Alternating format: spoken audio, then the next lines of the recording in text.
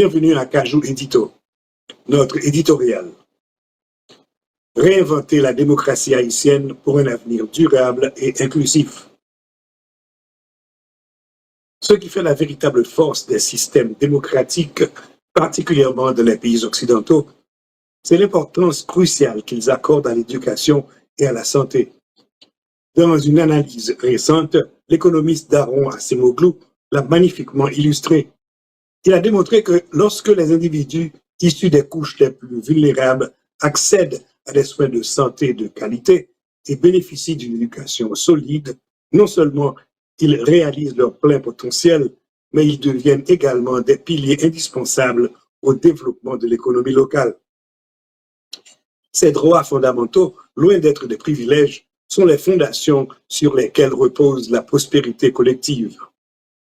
Cependant, pour que la démocratie puisse véritablement s'épanouir et permettre une réduction durable de la pauvreté extrême et modérée, il ne suffit pas simplement d'encourager une croissance économique plus forte et plus inclusive. Ce qui est crucial, c'est d'investir profondément et sincèrement dans l'humain.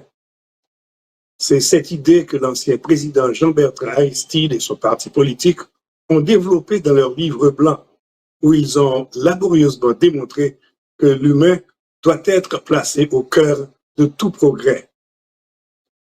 Cette idée a été mise en lumière récemment par le président Joe Biden, qui a affirmé que l'un des principaux moteurs du succès de la démocratie réside dans sa capacité à libérer le potentiel humain.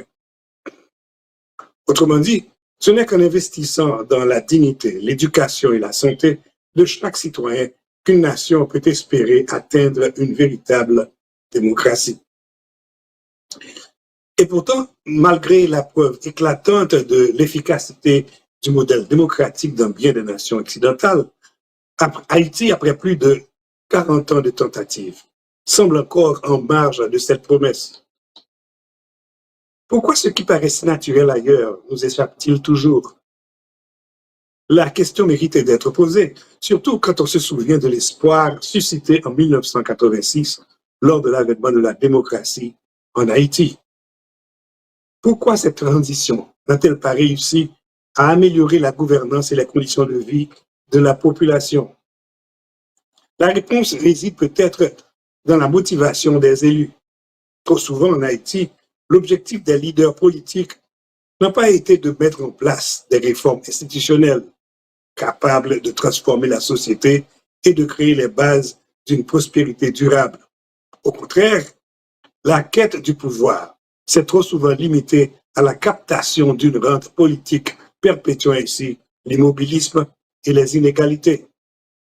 Ce n'est donc pas la démocratie en elle-même qui a échoué, mais bien l'absence de politiciens réformateurs, visionnaires, capables de défendre l'intérêt général et de porter les changements institutionnels dont le pays a tant besoin.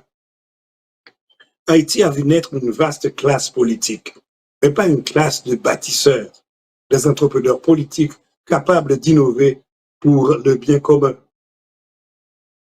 Aujourd'hui, nous sommes tous confrontés à une responsabilité immense, celle de réinventer notre démocratie. Il est faux de croire qu'Haïti n'est pas prête pour la démocratie. Nous le sommes, mais à condition de la penser autrement. Cette période de transition, aussi difficile soit-elle, est une occasion unique, presque historique, de repenser notre système politique de fond en comble. C'est en redéfinissant notre démocratie, en l'adaptant à notre réalité, à notre histoire et en l'ancrant dans nos valeurs culturelles que nous pourrons enfin tracer la voie vers une démocratisation authentique et durable. L'heure est donc venue d'oser croire en notre capacité collective à bâtir une démocratie qui nous ressemble, une démocratie vivante, inclusive et porteuse de cet avenir meilleur auquel nous aspirons tous. C'est un défi immense, mais c'est aussi notre plus grande espérance. Vous êtes sur Cajou.tv, la station qui fait l'éloge de la différence.